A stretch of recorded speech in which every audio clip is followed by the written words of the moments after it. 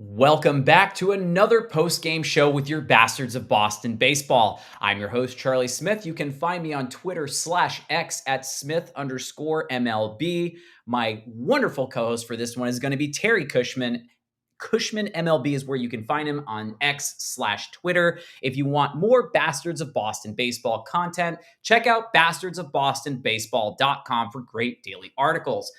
The Boston Red Sox were outscored by the Orioles in the first two games. I believe it was 14-5 before scoring 5 runs alone in game 3. So after averaging 7 runs in each of the first two games, keep Pittsburgh quiet to 2 behind Jarren Duran, the Flying Lizard, a 3-run home run inside the park, and Lucas Giolito, who a little rough start today, but still overall was able to give them a quality appearance. And then you have the best closer in all of baseball shut it down. So, Terry, what was your key takeaway from this game and then overall just the series?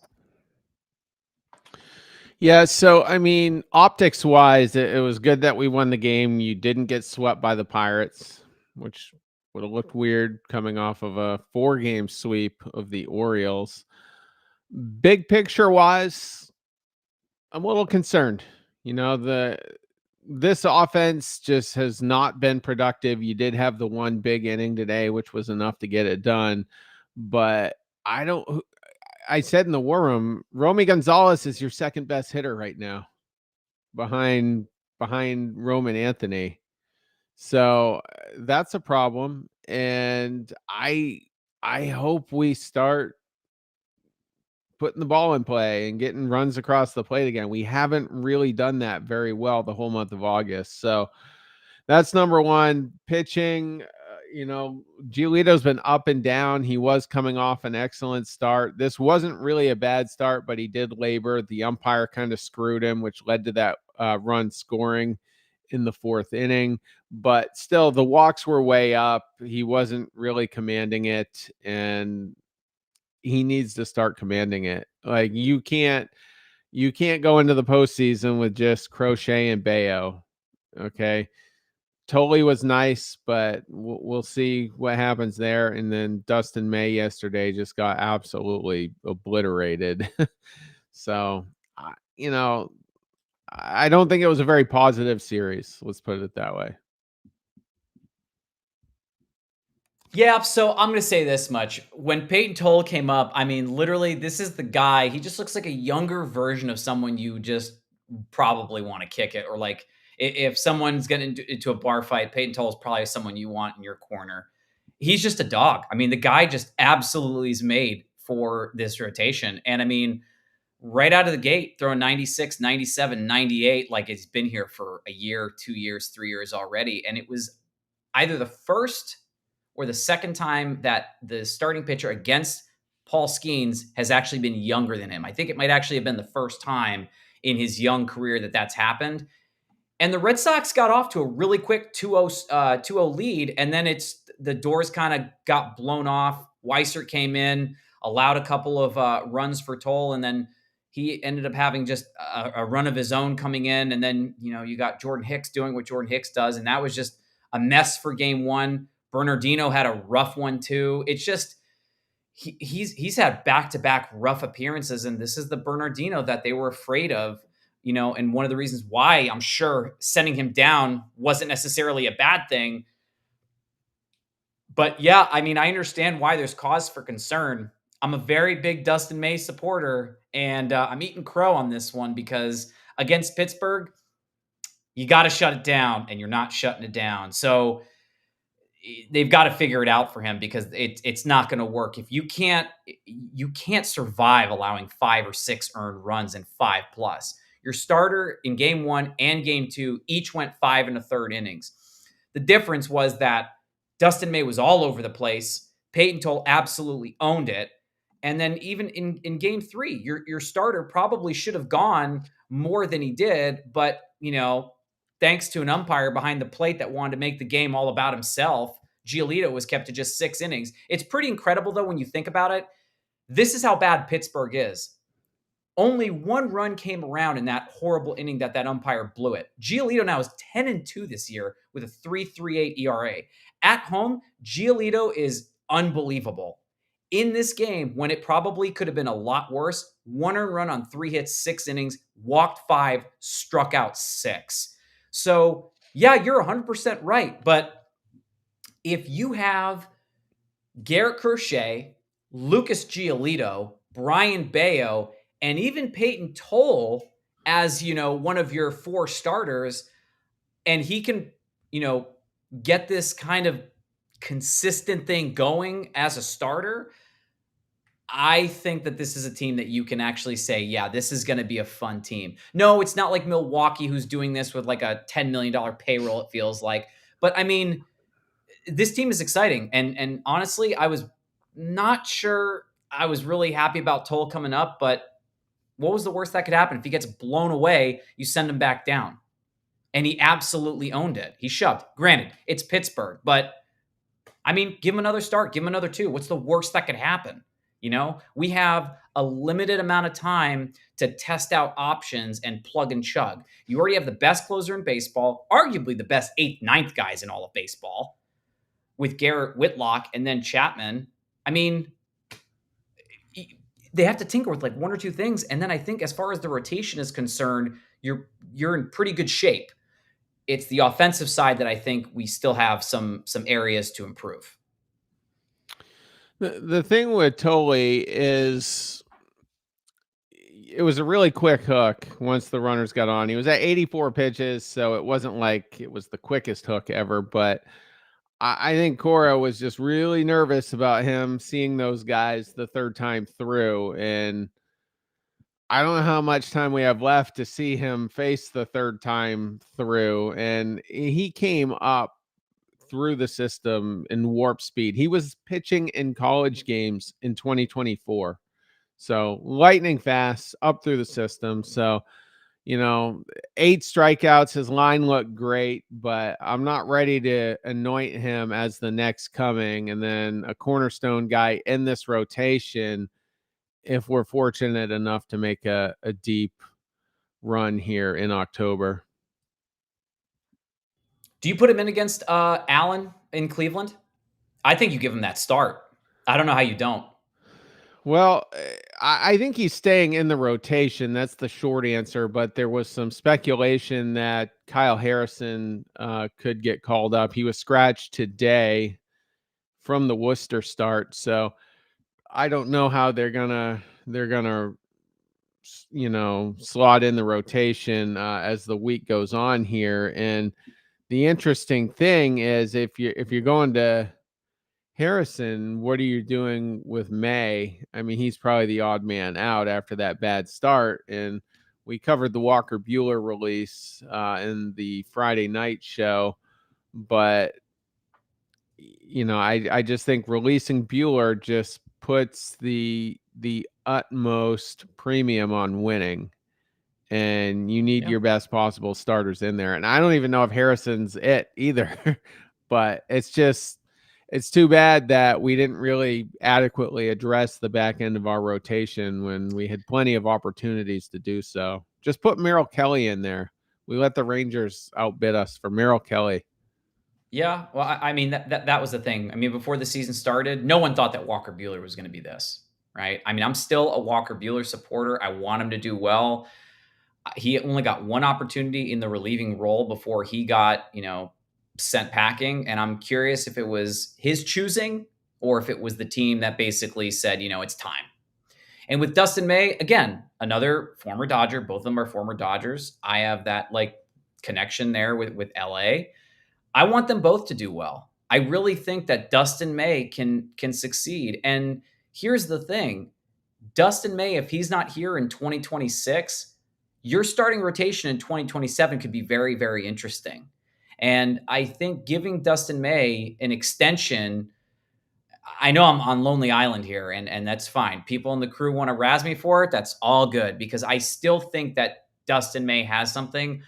I'm slowly falling out of love with Jordan Hicks, though. I don't know what's happening with him.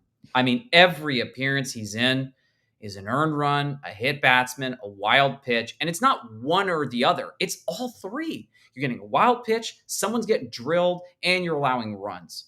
I mean, a 4-run lead with him is safe sometimes. A 1 or 2 run lead, forget it. You can't have Jordan Hicks in there. Even with Weissert or Bernardino, there's still a higher probability of success in getting out of the inning than with Jordan Hicks, and that's insane to say. But we're here now. They didn't address the bullpen really. They got Steven Matz, okay, and then you got Dustin May, which I mean I was really happy about. He's had one good start, and we've had a couple people in our group that have said, yeah, he ain't it. This isn't the guy. And they also didn't address the offense. So there was a lot of holes that we just didn't address at the deadline. And it's not the first time this has happened. We've been doing this year in and year out. Now, it doesn't look nearly as bad as it could because Trevor Story is on another planet. Roman Anthony is absolutely lighting up the Christmas tree. And you got Jarren Duran getting hot again. I mean, 3-run home run inside the park. I get it. It's his biggest hit in a little bit since his home run. And before that, it's been a little while. But there are other players that have actually done well this year that have made up for the fact that we didn't do what we probably should have done. And there's that, elephant in the room. You didn't replace Devers either. No, we absolutely didn't. And I just today I was wondering, I'm like, what does this look like, with Devers in the lineup? And, but I'm not going to beat that dead horse, but yeah. And so Jarren Duran, though, I don't, everybody's still, even with the deadline passed, they're putting him in trade packages already for this winter. They're saying, oh, you got to trade Jarren Duran. You got to trade Jarren Duran. On what planet is this team better off without Jarren Duran? Like, Oh, they're not. Who's replacing him? Who's replacing him? And I mean, Roman Anthony is your second best hitter. And there's absolute really morons out there that think we can get by without a Jarren Duran type guy. So, I mean, he saved the game for you today. Maybe you still win it another way. Who knows? But yeah, it was an inside the Parker. They missed. It was a piss missile. They couldn't get to it. It got by him. And no. It was the fielding was awful. I mean, they did not have that one lined up properly. If you have O'Neal Cruz in a better position, he's playing center field now. He's not the craziest fielder, got an absolute cannon of an arm, but they were all out of position. They were not ready for that. So if you watch that again, you're thinking easy 3. The right fielder and center fielder are chasing that ball, and he's already on his way to second. Throw was offline. How do you not give that a home run? I mean, this team, just like with Devers not here anymore, is the team better? No. Devers off the team did take this. I mean, the record doesn't necessarily mean there are so many parts to the puzzle here. Devers not being replaced does make this team weaker. I understand that the record doesn't reflect that, but with the bases loaded or runners in scoring position and him at the plate, if you had the option of having Rafael Devers or anybody else in the Red Sox lineup, who would you rather have with the bases loaded or runners in scoring position? Devers for the rest of my life. Rafi Devers, right. The clutch guy. I don't know what we are. We're probably 5 for the last 50 or so with runners in scoring position. It's not good. It's an ugly number, and those are all Devers spots when there's runners in scoring position. He's the guy that would have got him in. So, we'll get to Chapman here in a second, but Breslow didn't address it, and he didn't address anything, in my opinion. I mean, I look at Dustin May as a net loss here. I don't feel comfortable going into any of his starts. I mentioned that Friday night going into Saturday, and Matz is fine, but your bullpen was generally fine, and you got, I mean, Nathan Lowe fell in our lap, and that's just what it was, so you got him, and he's a nice bat, but had 2 hits today, but I don't know. I'm just not, I'm not feeling it. Yeah, we're 5 for almost 30. That 5 for 26, excuse me, in our most recent series against Pittsburgh. 5 for 25 is 200. You're under 200 with runners in scoring position. Here's the other issue. This was a series where you're hoping to take 2 out of 3. And I get it. Skeens was pitching game 1, so you're already taking the L there, and you really do need to take 2 out of 3. But if you split, it's like, all right, well, you lost the for sure one, and then you split the rest of the series. Not the best way to look at it. The outlook would have been a lot different if we lost all 3 against Pittsburgh. You can't get swept by Pittsburgh. You can't do it. That would have been teetering on unacceptable. So this team now is 14 games over 500. And as it currently stands, the Red Sox are 1 game behind the New York Yankees, 3.5 behind the Blue Jays. And as far as the wild card is concerned, still, again, because the Yankees are in first, we're a game behind. We have 2 more losses than they do. So it's the 9th inning right now, and the Chicago White Sox are winning 3-2. So there's a chance that it could be down a half game. Credit Brad Sandler with that note earlier. So top of the 9th there. We'll give him a little shout out right here. Frequent friend of the pod. If certain players don't figure it out with runners in scoring position, like one of the guys who we were counting on for a little bit there was Ceddanne Rafaela. And I know there was some talk about the blunder in center field when he made the catch and his elbow hit the ground and the ball popped out. That was a crazy play. That was just unfortunate. But, most guys aren't going to make that play. He's able to do it. Made another sensational catch in center field today. He gets that position flawlessly. I'm going to say that, flawlessly, because who else would you rather have playing center field for the Boston Red Sox? Honestly, give me Rafaela every time. That's it. Exactly. Center, That's it. yeah. So you got certain people who already have their positions. I would love Ceddanne Rafaela to be able to start becoming more patient at the plate, start drawing more walks. Don't swing at every single pitch that's up and in or low and away. I mean, Jeremy and I caught this. We called this a couple times where he's swinging at pitches 8 inches out of the zone. You are not Jesus. That is not going to be a ball that automatically gets lower for you. Let it go. If it's high, just don't swing at it. It's not your pitch. So, I mean, I love Ceddanne Rafaela. At the end of the day, he can do no wrong for me. I love what he brings to the table. Defensively, he's incredible. But, I mean, I wish that he could do better with runners in scoring position. I also think, we're talking about Roman Anthony being, the second best hitter on this team. Bregman's cooled off a little bit. Trevor Story's been on another planet. He's the first shortstop or player on the Boston Red Sox, and I don't remember the graphic, with over 20 home runs and 20 stolen bases since like 1918 or 1917 or something like that. He hasn't been caught stealing yet. It's an absolute insane graphic, and they were throwing up other names up there. You got Trey Turner up there, who's one of the best shortstops in baseball, regardless of his numbers. I mean, this is the thing. We're in a position where we have a couple of players that need to step it up, maybe make some tweaks. Trevor Story's not one of them that I'm concerned about. Ceddanne Rafaela, overall, not a player I'm concerned about. Roman Anthony, I don't know how you're going to say anything about him. And then I'm hoping Bregman can kind of bring in some of that first half magic that he had, because if you look at Bregman's numbers, like, I get it. People can say whatever they want about Bregman, but I don't think Bregman's moving the needle right now. He's had a pretty brutal month of August. I mean, he's hitting 250, couple home runs, 9 RBIs. And since the 12th of August, 2 or 3 RBIs, maybe 3 runs scored. He's not stealing bases. And I don't know if that's because he's still got an injury. Is that still lingering? I know you love Yoshida so much. That's an almost always ground out to second base.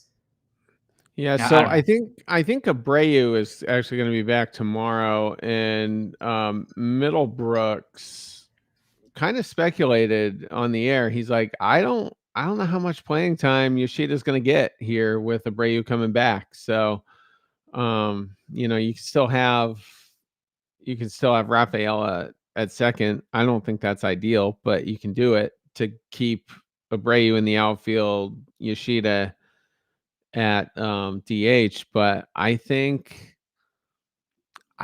really you have to have Lowe at first as much as possible because he hits righties and lefties. He's not a platoon guy. He's an everyday first baseman and would probably be one of the better ones we've had in the last decade, if I'm being honest, in terms of everyday first baseman. And so you keep him there. You keep Romy at second. You can mix Hamilton in at second as well. And then Rafaela, Duran, Abreu, and either Ref Snyder. Well, who knows when he's coming back, but yeah, you can rotate a lot of those outfielders into DH to give them kind of a half-ass night off, so to speak. Some people want Duran to be the guy because he's the weakest link essentially in the outfield. Not that he's a bad fielder; he hasn't been great this year, but he's capable of playing better. So so I don't know. Maybe you had the Bueller bomb on what, Friday? You might have the Yoshida bomb on Monday. I'm not going to be losing any sleep if he ends up going because they were showing another graphic like 58-59% of the balls that he hits are just like sent right down to the ground towards first second base, and that's just not going to get it done. I'm sorry, like it's been fun, but this just is not, this isn't it for him. Unfortunately, this was a gross overpay. I still don't know why we did it. But he doesn't fit. There is no future for him on this team. So enjoy it while it lasts. I absolutely think Yoshida will be DFA'd too. At this point, cut your losses. If you think you have a product or you feel that you have a product that you want to roll with at the end of September going into October, there is no plan forward with Yoshida being on this roster if you're going to the playoffs. I don't want him in a pinch hit situation. I don't want him pinch running. I don't want him in the field. If he's not doing any of those three things, you don't need him on your team. I mean, Bye-bye. he hit a dribbler today. We hadn't gotten on the board yet, and it was kind of feeling like we're not going to get on the board because the Pirates do have a good bullpen. It's the best aspect of their team, and Keller was okay. And so they had a chance with 2 outs, but here comes Yoshida, and he hit another dribbler again and was out by a mile at first. So I don't know how many games you want to keep losing because of that. We are now at a point. We're half a game now officially. The Yankees ended up losing this one 3-2, thanks to Camp Boozer, who, according to Brad Sandler, got the win today. You can't afford to be losing any games in close situations. Every single time we lose when the Yankees lose, that's an opportunity lost. It's an opportunity gone. You need to start making up that distance because here's the thing. You have to beat them, and then you still have to figure out a way to beat Toronto. We have a 3-game set against them before the end of the year. You need to sweep or win 2 out of 3. You need to make up a game in that set. Um, the Yankees aren't perfect, but they're also not bad right now. They're starting to warm up, and not a good time for the Red Sox to be going soft and losing 2 of 3. Yeah, I mean, they had won several in a row coming into today. It was 7 or 8 straight, I think. And they had a chance. This is the Yankees. They had a runner on second with 2 outs and couldn't get him in. Lost to the White Sox, but the Blue Jays ended up winning today. The Royals lost. They're the next team underneath the wild card threshold. So Rangers won, but I think they're probably kind of cooked anyway. So I'm not really worried about the postseason. I think we're going to make it. It's just a matter of where are we going to be seated when it begins, and what kind of momentum do we have? What kind of holes do we still have in our roster? Who's not hitting? You mentioned Bregman earlier. He snapped an 0 for 17 streak today, but he's been pretty quiet. He hasn't been a $40 million baseball player for much of the last month. No, I mean he's helping the youngsters out, which is more than I can say for some of the other guys. But that's only a small part of it. When he wasn't playing, he was doing something to try to supplement the fact that he wasn't playing, helping the youngsters out. But I agree with you. Over the last month, not worth 40 million. I'm Not worth 20 starting to million. I'm starting to think Roman Anthony needs to help Bregman out. What's the worst that could happen? He draws walks, I don't know. you know? It's just So, how bad we are. yeah. What do you think about Toronto for the remainder of the season? Have you looked at their schedule, or do you wanna go over this? I haven't looked at it, but I know it's really tough, and they are right around 500. They did win today against the Brewers, who are just Yeah. out of their minds right now. Maybe this is the year for Milwaukee. Finally, they're always a very good a good regular season team, but they're total frauds once the calendar flips to October. Yeah, so when it comes to the Brewers, I don't even know where to go. I mean, they're 30 plus, 32 games over 500. They're going to be one of the first, if they're going to be the first 100 win team in baseball this year. But I want to go over Toronto's schedule because we talked about it briefly. You got Cincinnati in Cincinnati for 3. Then you got the New York Yankees there for 3 games. Then you face Houston. So it's gauntlet for 6 straight. Then you have Baltimore. I don't really know what to say about them. And then a combination of Tampa Bay and Kansas City to close out the rest of the season. You have 10 games against them and a 3-game set against the Red Sox.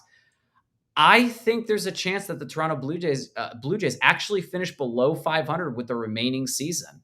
They're not scary right now. They're not. And they're 20 games over 500, but for the remainder of the season, you've played 137 games. You got 25 games to go. I'm not really too concerned. I think that the Yankees, to our surprise, they could actually end up being the team that we need to exceed for the remainder of the year because I don't know if Toronto's it. Like they might actually get schooled. Well, I mean, I like their pitching. I think the Bieber ad that's That looking helps. pretty good so far. So it just they need to start hitting again. I know Vladimir had maybe a hamstring issue there. I don't know if he's nursing that, but um, I don't know. I trust Toronto right now more than I trust the Red Sox. Let's put it that way. I know their schedule is tough, but look at ours. I mean, I don't know what to think of Cleveland. They've only won 4 out of their last 10. One of those losses was today, but they're just this pesky team that you don't want to be cold going into it like we are. The Diamondbacks have won 7 of their last 10, so perhaps we're catching them at the wrong time, and we're flying out to Arizona for that series. And and then you got Oakland, and they're starting to be that really good second half again. That's a team that can mash. That's an offense that is head and shoulders better than we are right now. And they've got Lost their Kurtz. Roman. I was They gonna lost say their big hitter. they lost him. Yeah, I don't know what Why? happened to him, but Nick Kurtz is. Let me see what happened to him. Oblique soreness. So Is he it on avoids. the I IL? mean, he's undergoing an MRI right now within the last 24 hours. They're saying he avoided a serious injury, but with an oblique, I mean, I don't recovery time for an oblique is what? Isn't that a couple weeks, 2-3 weeks? Typically, Yeah, a yeah, he's mild strain is 2 to 3 weeks. If it's worse than that, you're looking at 4 to 6 weeks. So you're not facing Nick Kurtz, and he's just been. I mean, he's going to win the Rookie of the Year this year. I mean, it helps when you're playing in a AAA ballpark. He's one of the guys that had 4 home runs in one game, albeit against Houston, and he hit 3 of them over their left field wall, which is a joke. And so, yeah, I mean, if that team doesn't have Nick Kurtz, I don't think they're as scary. They're really not, you know? yeah, it is a little different. I mean, they still have Rooker, they still have Soderstrom, the shortstop, I forget his name, Wilson maybe. So we'll see, but again, going out west and it's a hot team. We'll see. Yeah. So let's get into this first game of the next series. The Boston Red Sox, obviously, of course, not so great, losing 2 of 3 against Pittsburgh. Now we get to face Cleveland. It's going to be tomorrow at 10:30. So you got Brian Bayo going up against a guy named Parker Messick, who I personally don't know, but so far in two career starts or two starts this year, one earned run on 11 hits, 12 punch outs in 13 and 2/3 innings. Crazy. So he's a rookie. He's 24 years old. This will be his third career start. Do you have your money on Bayo or do you have your money on the Guardians' Parker Messick? I mean, you have to feel good about a Bayo start, but Yeah, if it's a scoreless or one-run game going into the 7th or 8th, I just, and Messick has only pitched 13 and 2/3, so tiny sample size. He's a lefty. We were hitting lefties pretty well. I haven't looked at the recent numbers, but I have a feeling we haven't been hitting them super well in the last 3 or 4 weeks. So we'll see. It's an intriguing matchup, and it kind of has that Tampa Bay type feel where, when it's a guy you've never heard of, it's going to be a quiet game. absolutely. I'm actually, this is going to be crazy, and Lori's going to kill me for it. I think the Sox are sweeping. I think we're going to take all three. Bayo's going game one against a guy who's only had two career starts. I'm feeling good. You got Crochet Day. Can't afford to lose that one. And I think you're going to get Peyton Toll again for game three. And I think he's going to get his first major league win. I think they're going to go 3-0. I don't know what you have on those two. There's a couple more things I do want to say before we end the show. I don't know what's going to happen here. I thought we were going to sweep Pittsburgh. So. I didn't think we were gonna. I was hoping, if you can get, a little bit of luck, maybe you can beat Skeens and you get a little lucky there. But nah, I thought there was a possibility that we were only going to win one because we're not going to win the Skeens start. So Aroldis Chapman is where I think we should wrap the show on. Just put together a perfect month of August. 11 innings. I believe it was 14 strikeouts total. No hits allowed. I have never seen a Red Sox closer post an entire month of baseball. Granted, he's not pitching every single day, not having allowed a run, earned or otherwise, a hit, and only allowed one walk. He was almost perfect the entire month of August. I don't think we're ever going to see that again. I don't know what is more difficult, a perfect month of baseball where you don't allow any runs or hits, or an immaculate inning. I don't think we're going to see another one of these for a very long time. You see immaculate innings. They do happen every once in a while, not necessarily for the Boston Red Sox. But can we say that Aroldis Chapman is the best closer the Red Sox have had in the last 30, 40 years? Are we allowed to say that yet? I saw some metrics with him versus Koji, and Koji was still off the charts in 2013, but I think it's the next closest thing. And I had a tweet out earlier where, maybe not in 2025, but I think when all is said and done, you can make the case for right now, but I think when all is said and done, Aroldis Chapman is the second best closer to ever play the game Behind Mariano Rivera. behind Rivera. Yeah, a lot of people like Hoffman, and I can't obviously die on that hill, but Right. Chapman's just carrying 102 miles an hour into his late 30s, and I think he's going to be the Nolan Ryan of relievers. I think he's probably going to be pitching till he's 43, 44. Not that Rich Hill didn't, but I just think he's going to be one of those solid back end guys. And the fact that we got him, I was calling for it on July 16th, and there wasn't a lot of momentum behind it. It wasn't really being talked about. I was kind of early to the party as far as that goes because he was still a trade candidate. And there were a lot of reports saying they expected the Red Sox could possibly trade him because he was going to get the biggest haul. But, the example I gave was give him 2 years, 30 million. That's 15 per. He ended up getting 13 guaranteed. Which is incredible. That can go to 17 though with whatever the escalators are. I didn't look at them, but apparently they're doable. Like he doesn't have to win a Cy Young, for instance, to get them. But yeah, and so now, I mean, going forward, you've got your lockdown eighth inning guy, you got your lockdown ninth inning guy. You know, it's if you're if you don't think the future is bright as far as the bullpen goes, you need to talk to somebody. Well, he's posting his lowest WHIP, his lowest career ERA in a full season, because I'm not counting the 2016 year when he was a Chicago Cub after getting moved because he wasn't there the whole year. His ERA over that whole season was 1.55. He has a 1.02 ERA this year.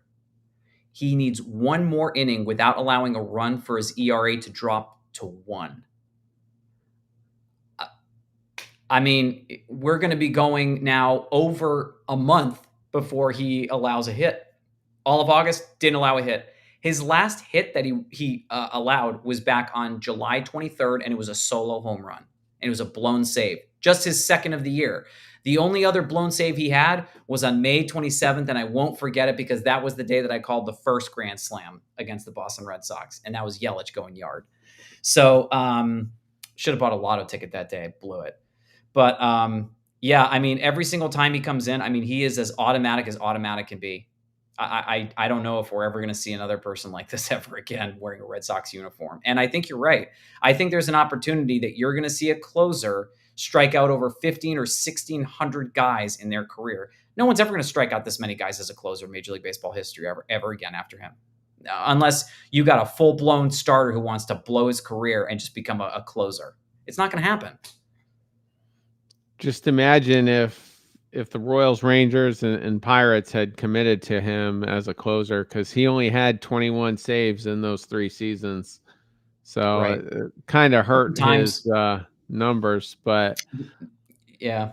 I think he's the best. And he kind of burned some bridges when he went to New York. They demoted him, and then they started using him in weird spots. And Right. I think that was probably a moment of his career that he might regret. I'm just speculating. I'm not speaking for him. And I think it took him some time to move on from that chapter. And once he did, I don't think he's looked back. I mean, this is a guy that signed a contract with the Yankees, got traded, and then ended up coming right back. I mean, it's crazy when you think about it. And then that player is now no longer there. I think it was Gleyber Torres was the player that they traded and they got in that move, and now he's in Detroit, if I'm not mistaken. He is in Detroit. Yeah, yeah. So it's just kind of crazy. Now it's after all that era of Yankees baseball is now over, and if you were ever concerned about him facing his former team, I don't think he cares. He just looks at them as another team, and it's great. I think he's just going to be even more of a psychopath when he faces them. That's it, dude. So, anything else you want to add?